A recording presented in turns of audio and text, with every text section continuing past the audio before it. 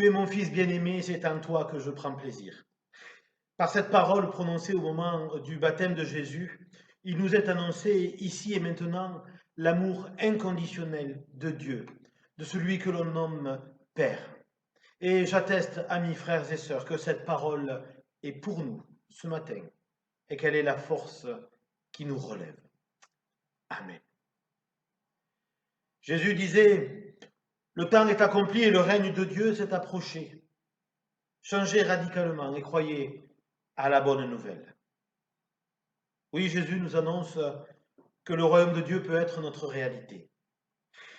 Il est pour aujourd'hui à celui qui a la foi, il est ici pour celui qui le vit. Le royaume de Dieu, c'est une vie en plénitude. C'est la vie tournée vers le bonheur. Aujourd'hui, l'Évangile nous invite à entrer dans cette vie en plénitude en étant lucide sur nous-mêmes, en acceptant ce que nous sommes, parce que Dieu, lui, nous accepte et nous aime tels que nous sommes. Oui, il nous aime pour ceux que nous sommes, des humains. Plus de culpabilité, plus de peur, plus de crainte. Aujourd'hui, l'Évangile nous relève. Amen.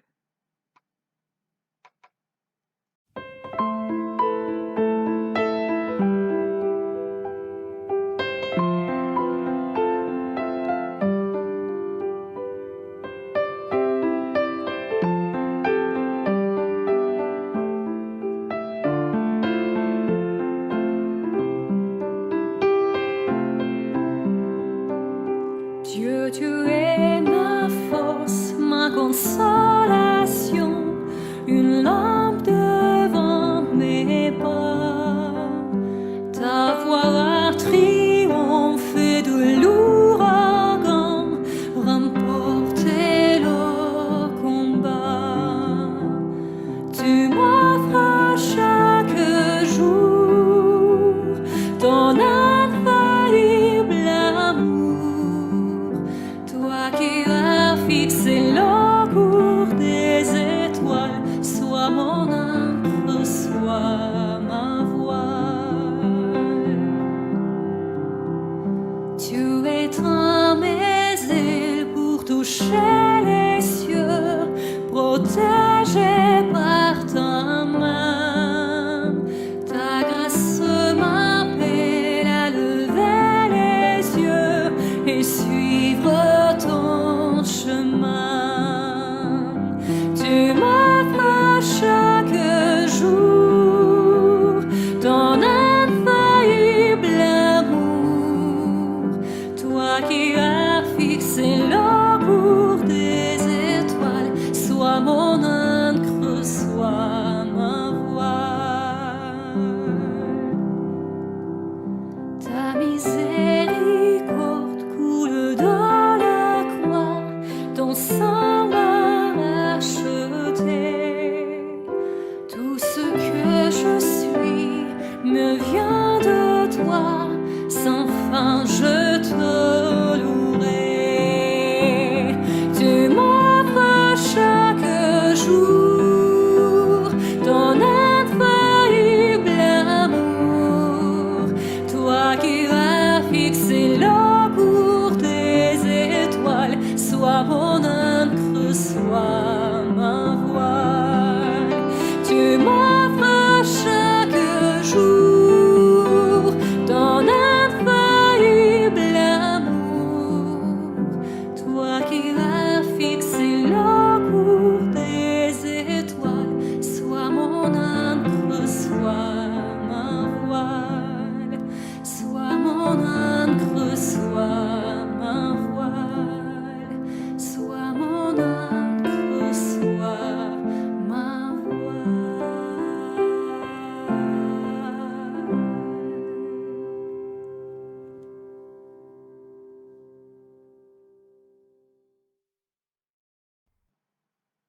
Le relèvement que l'Évangile nous fait vivre est celui du passage de la mort à la vie.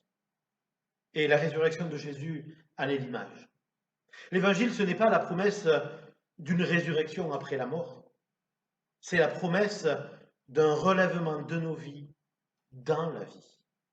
Nous pouvons vivre chaque jour ce relèvement et tous les jours nous réveiller à la vie. C'est la promesse de l'Évangile et nous voulons en vivre. Et comme la fille de Jaïros dans le texte biblique se relève par la parole de Jésus, comme pour cette jeune fille, il nous redit aujourd'hui, Talita koum, réveille-toi. Nous lirons dans l'évangile de Jean ce matin, évangile de Jean au chapitre 3, versets 14 à 21, le texte prévu à la lecture de ce dimanche. Et comme Moïse éleva le serpent dans le désert, il faut de même que le Fils de l'homme soit élevé, pour que quiconque croit en lui ait la vie éternelle. Car Dieu a tant aimé le monde qu'il a donné son Fils unique, pour que quiconque met sa foi en lui ne se perde pas, mais qu'il ait la vie éternelle. Dieu, en effet, n'a pas envoyé son Fils dans le monde pour juger le monde, mais pour que par lui le monde soit sauvé. Celui qui met sa foi en lui n'est pas jugé, mais celui qui ne croit pas est déjà jugé, parce qu'il n'a pas mis sa foi dans le nom du Fils unique de Dieu. Et voici le jugement. La lumière est venue dans le monde et les humains ont aimé les ténèbres plus que la lumière, parce que leurs œuvres étaient mauvaises. Car quiconque pratique le mal déteste la lumière. Celui-là ne vient pas à la lumière de peur que ses œuvres ne soient dévoilées. Mais celui qui fait la vérité vient à la lumière, pour qu'il soit manifeste que ses œuvres ont été accomplies en Dieu.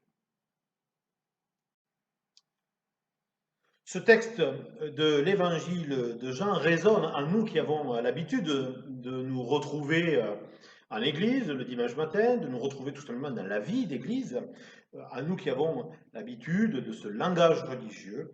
Oui, ce texte, nous le recevons et nous l'entendons comme une sorte de confession de foi, comme l'expression de ce qu'est la foi et l'espérance chrétienne. Tout est dit quelque part dans ces quelques versets du chapitre 3. Tout est dit de ce qui nous semble peut-être être l'essentiel du christianisme, sa définition même. Regardons un instant ce que nous trouvons dans le texte. Je le dis de la manière dont nous le recevons habituellement. Tout d'abord, il y a la référence à Moïse. Ainsi, faire référence à Moïse, c'est une manière de dire que le christianisme ne vient pas de nulle part, qu'il est comme un enfant du judaïsme. En tout cas, il en est le prolongement. Le Nouveau Testament ne peut être d'ailleurs nouveau que parce qu'il y a eu un ancien, ou plutôt devrions-nous dire un premier. Une première alliance faite entre Dieu et le peuple d'Israël. Ce même peuple d'ailleurs qui donnera naissance au Messie qu'il attend et que le chrétien reconnaît en la personne de Jésus. Et c'est pour ça d'ailleurs que l'on appelle Jésus le Christ, c'est-à-dire en grec le Messie. Avec Jésus le Christ, une nouvelle alliance est conclue avec le peuple. Conclue, traditionnellement, c'est comme cela en tout cas que l'on l'entend, conclue par l'élévation du corps de cet innocent sur la croix. Et cette fois, ce ne serait plus alors avec uniquement le peuple élu de Dieu, mais avec la multitude de ceux qui croient en lui. C'est avec cette multitude qu'une nouvelle alliance est conclue. Il ne s'agit plus alors de craindre Dieu, crainte qui nous obligerait à respecter la loi que Dieu a donnée, mais d'être plutôt dans le croire, c'est-à-dire plutôt dans la foi, dans la confiance en Jésus le Christ. Cette foi au Christ, traditionnellement comprise aussi comme la possibilité de nous ouvrir à la vie éternelle, comprise elle aussi comme une vie qui n'est plus marquée par la mort. Et effectivement, par définition, une vie éternelle est quelque chose qui n'est plus marqué par la fin, par une finitude, par la mort en l'occurrence. Comment cela est possible? comment, avec le Christ, nous pourrions avoir la vie éternelle? Bien, le chrétien répond, parce que Dieu nous aime. Nous répondons traditionnellement, parce qu'il nous aime tellement qu'il est capable, par amour, de sacrifier son Fils. Voilà ce que nous entendons traditionnellement dans le message chrétien. Et même si nous appelons Père ce Dieu qui nous aime, en fait, nous ne sommes pas vraiment ses enfants, comme Jésus peut l'être. Jésus, lui, est le Fils. Nous ne sommes que des enfants. Et nous comprenons que c'est par ce sacrifice sur une croix, par cette mort infâme et humiliante que Dieu nous montre son amour. Par ce sacrifice fait par amour, Dieu efface le péché de l'homme, tout comme les holocaustes de l'ancienne alliance effaçaient le péché et l'impureté qui en découlent. Et le chrétien, parce qu'il a foi en ce pardon offert à la croix, nous pense, croit, espère qu'il n'y aura pas de mort, mais qu'il y a une promesse d'une vie éternelle. C'est parce que notre foi nous permet de reconnaître que malgré notre péché, Dieu nous aime et nous pardonne, que nous pouvons avoir accès à une vie éternelle malgré notre mort. Voilà ce que nous entendons traditionnellement dans ce verset confession de foi. Dieu en effet a tant aimé le monde qu'il a donné son Fils unique pour que tout homme qui croit en lui ne périsse pas, mais qu'il ait la vie éternelle. Oui, nous entendons notre filiation avec le judaïsme, nous entendons le salut par la foi, nous entendons une certaine divinité de Jésus, nous entendons le message d'amour qui se révèle alors paradoxalement dans une croix, sur la croix. Nous entendons le pardon et la promesse de Dieu, ce Dieu qui est un Père et qui est aimant. Et nous entendons la promesse d'une vie infinie. Mais comme je vous l'ai dit, nous entendons cela parce que nous avons l'habitude de l'entendre. Et je le disais, je l'ai répété, traditionnellement, nous le disons comme cela. Et nous avons l'habitude de l'entendre. Nous y croyons même parce que d'autres ont cru en cela et qu'ils nous l'ont transmis. Nous y adhérons parce que c'est la foi de l'Église depuis des siècles et que nous nous inscrivons dans une tradition.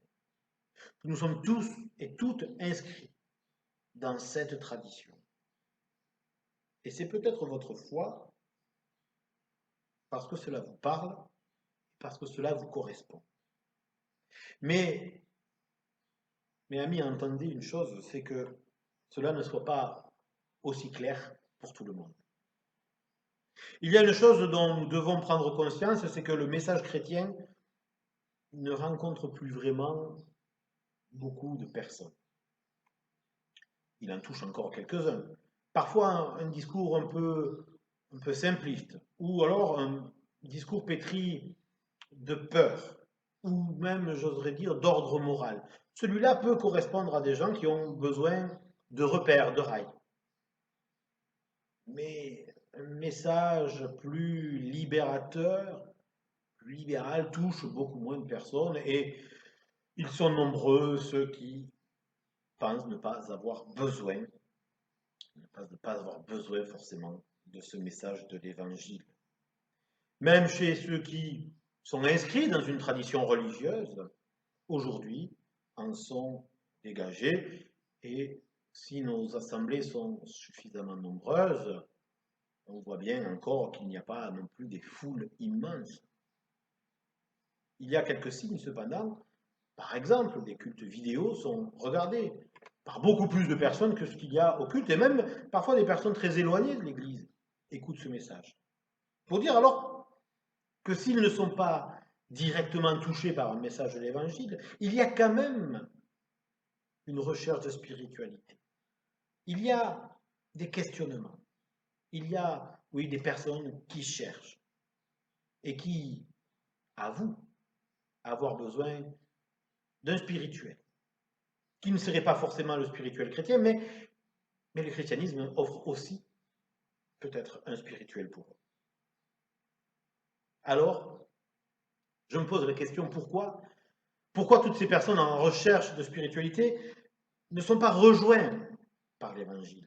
Si tout est aussi clair que ça, pourquoi l'Évangile ne les rejoint pas? Il ne les rejoint pas, je crois, parce que nous ne savons pas forcément bien dire l'Évangile pour ces gens-là.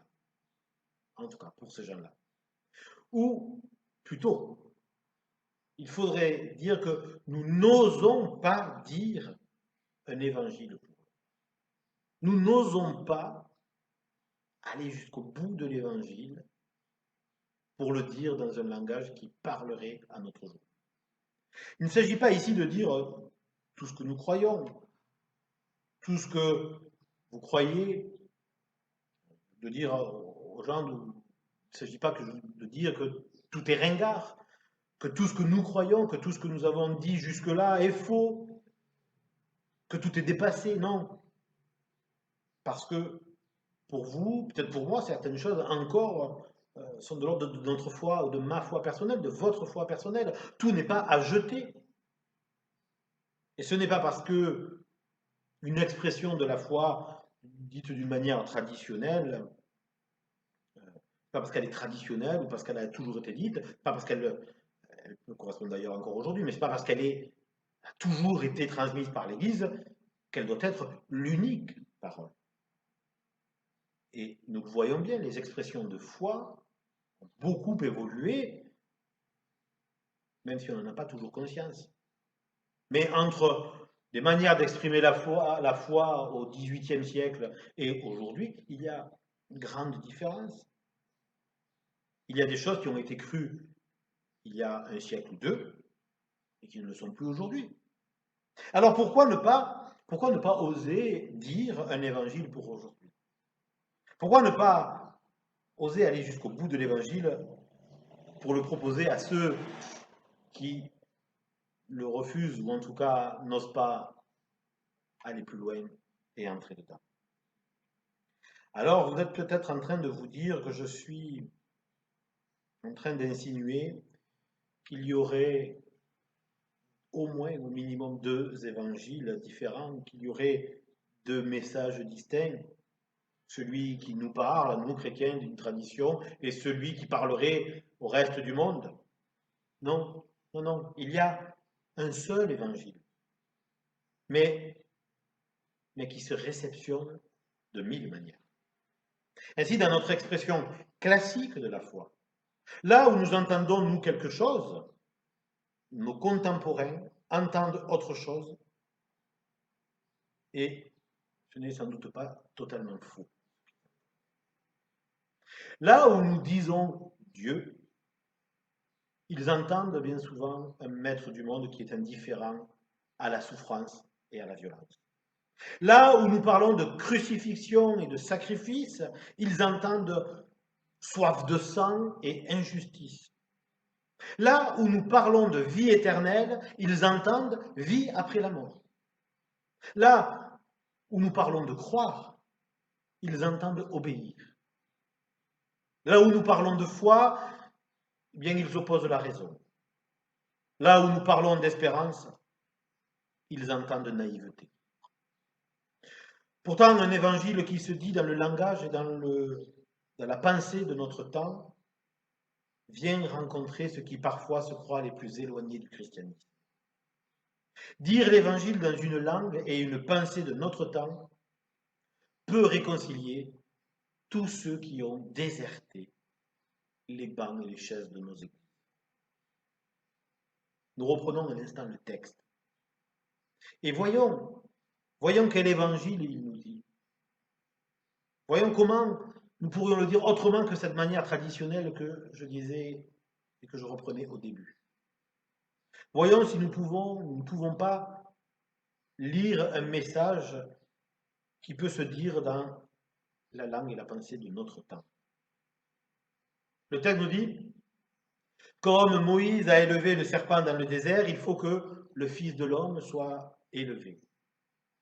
Dans ce récit où Moïse élève un serpent dans le désert, il ne s'agit en rien d'une élévation par la mort. Rien qui puisse nous faire penser à l'élévation du corps sur la croix. Le serpent est élevé sur un bâton pour qu'il soit visible. Et le récit de l'Ancien Testament nous dit que toute personne qui se fait mordre par un serpent n'a qu'à le regarder, ce serpent érigé sur le bâton, pour avoir la vie. Eh bien, je crois qu'il en est de même avec Jésus. Il faut le rendre visible. Non pas son corps souffrant sur la croix, mais ce qu'il vient nous donner comme message de vie.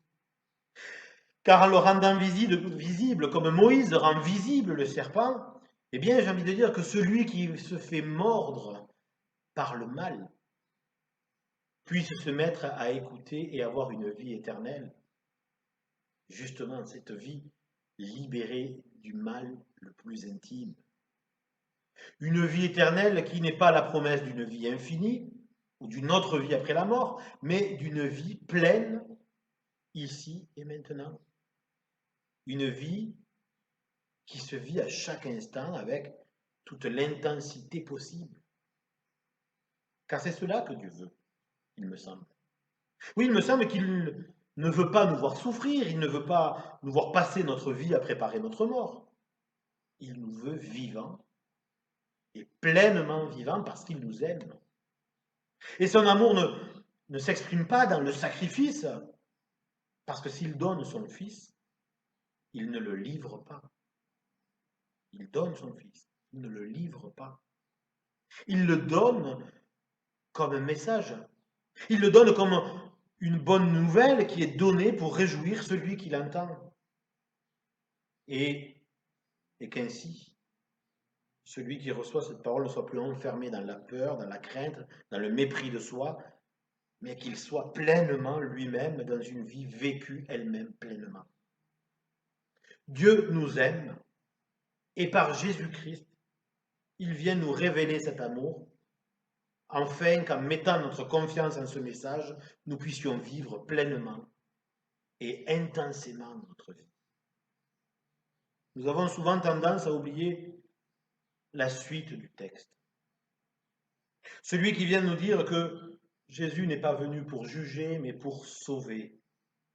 Ainsi, il nous faut pouvoir aussi témoigner de cet évangile qui est bonne nouvelle, en rappelant que jamais en son nom nous ne pouvons poser un jugement sur la foi d'un autre. L'évangile en tant que message de Dieu révélé par Jésus le Christ est une proposition. Oui, Dieu propose une voie pour nous libérer, en notre terme, nous sauver. Le salut peut aussi se traduire en grec d'ailleurs par libération. Oui, Dieu nous propose une voie pour nous libérer de ceux qui nous perdent, pour nous sauver de ceux qui nous perdent. Et Dieu propose et n'impose pas. Cette proposition de Dieu est alors de nous tourner vers la lumière. Non pas la lumière qui éblouit, mais celle qui guide dans la nuit. Il nous demande de toujours choisir le bon, le beau, le vrai, le juste. Mais ce qui est bon, ce qui est beau, ce qui est vrai, ce qui est juste pour chacun de nous, individuellement.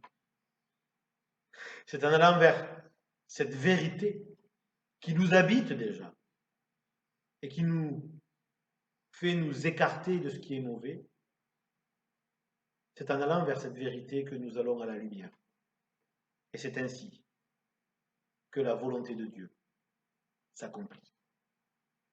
Amen.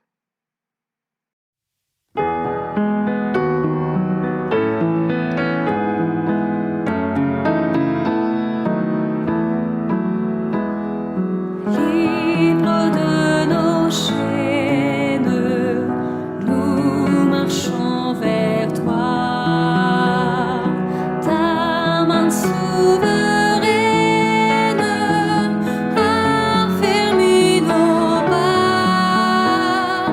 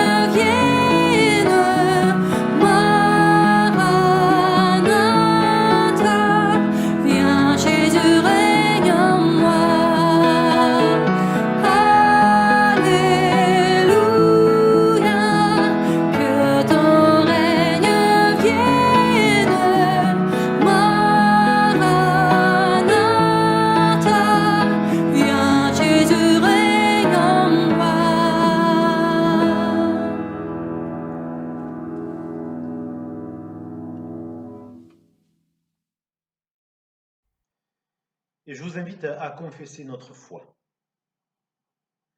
Je ne croirai jamais que Christ est mort pour moi. Je veux croire qu'il est vivant pour nous tous. Je ne croirai jamais en un Dieu qui serait là pour nous juger. Je veux croire en un Dieu qui nous accepte tels que nous sommes.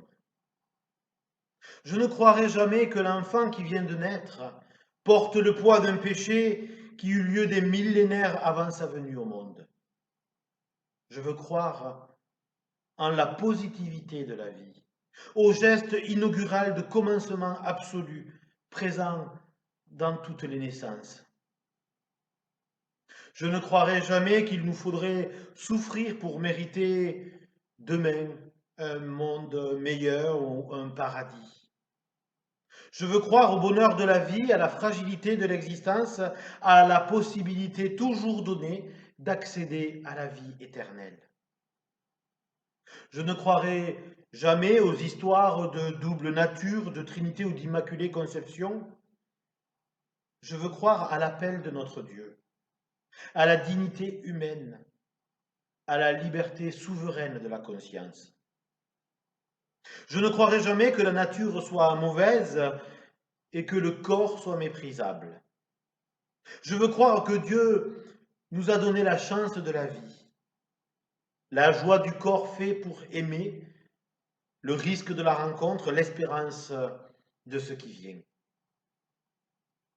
Je ne croirai jamais en un Dieu qui ne serait présent que pour les seuls chrétiens.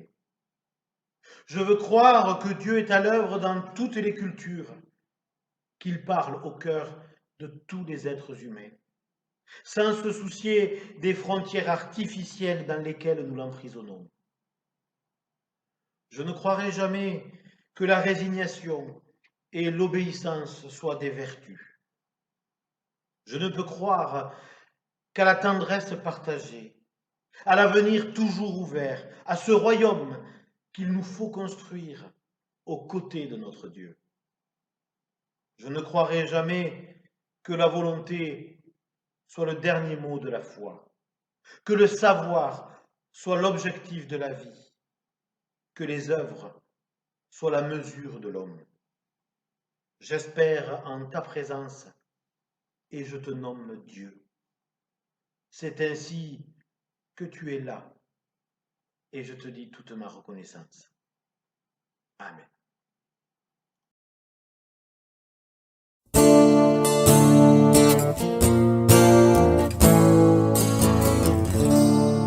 Je crois et j'espère la grâce d'un Père, celui qui bénit entre dans ma vie.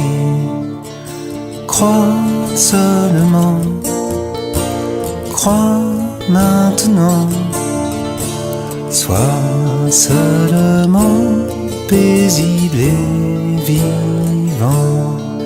Je crois et j'espère Jésus comme un frère, un regard d'ami posé sur ma vie. Crois seulement, crois maintenant, sois seulement paisible et vivant. Je crois et j'espère l'esprit de lumière, une force infinie souffle sur ma vie.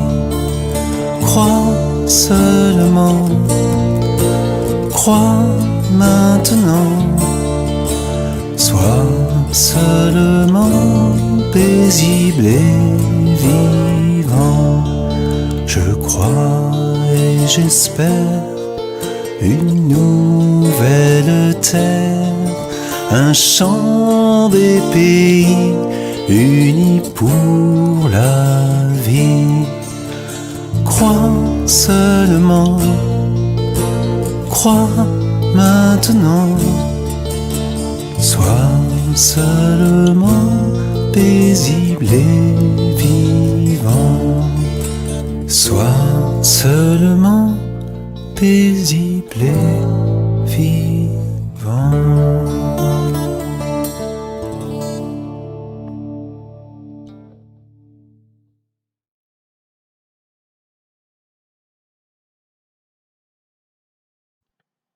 Je vous invite à la prière. Ô Dieu notre Père,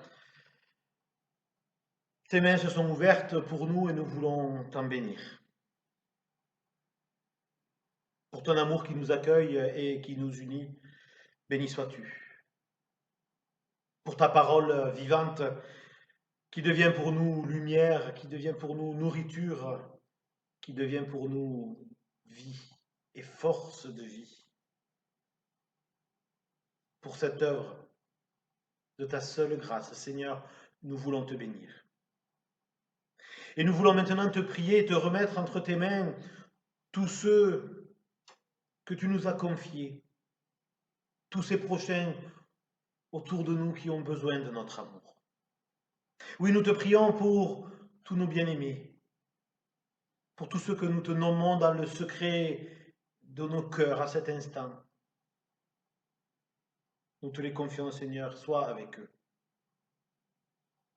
Nous voulons te prier pour tous ceux qui aujourd'hui luttent et manifestent contre le racisme, contre cette fausse différence que nos peaux imposeraient.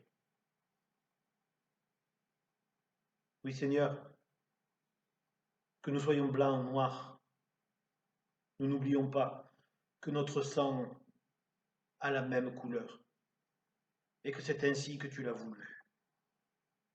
Alors nous te présentons tous ceux qui aujourd'hui auront une parole prophétique, tous ceux qui aujourd'hui luttent pour une fraternité et une humanité unie. Et nous voulons te prier aussi pour nos églises, pour notre Église. Que jamais elle ne se fasse l'écho des dirigeants tyranniques, que jamais elle ne soutienne les politiques d'inégalité et d'injustice, mais que nos églises soient porteuses à tout moment et témoins de ton évangile, évangile qui libère, évangile qui unit l'humanité, évangile qui fait vivre, évangile qui relève. Éternel, fais de chacun, chacune d'entre nous les témoins de cette bonne nouvelle, de ce bon message que tu nous adresses. Et comme Jésus l'a enseigné à ses disciples, nous te disons ensemble, notre Père qui es aux cieux, que ton nom soit sanctifié, que ton règne vienne, que ta volonté soit faite sur la terre comme au ciel. Donne-nous aujourd'hui notre pain de ce jour. Pardonne-nous nos offenses comme nous pardonnons aussi à ceux qui nous ont offensés. Et ne nous laisse pas entrer en tentation, mais délivre-nous du mal. Car c'est à toi qu'appartiennent le règne, la puissance et la gloire, au siècle des siècles. Amen. Frères et sœurs, nous arrivons maintenant au terme de ce dernier culte vidéo. Nous avons passé ensemble une longue période. Maintenant arrive à grands pas le temps de nos retrouvailles et le temps de la joie. Cette joie, elle nous est déjà annoncée, que nous puissions en vivre tous les jours de cette semaine et tous les jours de notre vie. Comme le dit le livre du Deutéronome, et c'est un envoi pour chacun d'entre nous. J'en prends aujourd'hui à témoin contre vous le ciel et la terre. J'ai mis devant toi la vie et la mort, la bénédiction et la malédiction. Et moi je te dis, choisis la vie, afin que tu vives. Frères et sœurs, là où vous êtes, tel que vous êtes, comme vous êtes, Dieu vous aime. Il veut que vous le sachiez. Il vous aime. Et maintenant, il vous bénit. C'est cette parole qui vous veut du bien. C'est cette parole qui dit du bien. Soyez bénis de la part de Dieu. Amen.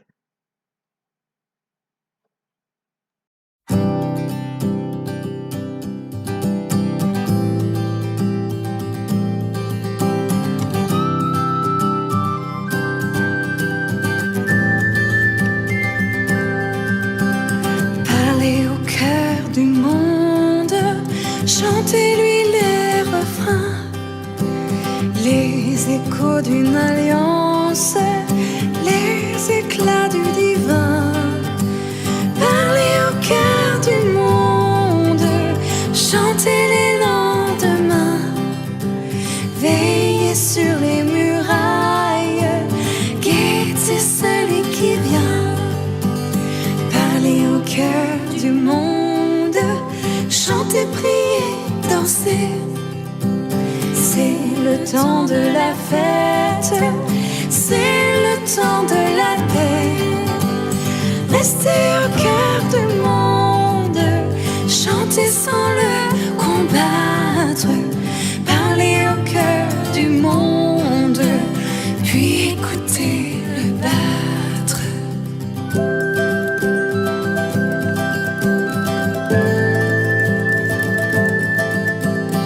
Parlez au cœur du monde, chantez-lui les refrains, les échos d'une alliance, les éclats du divin.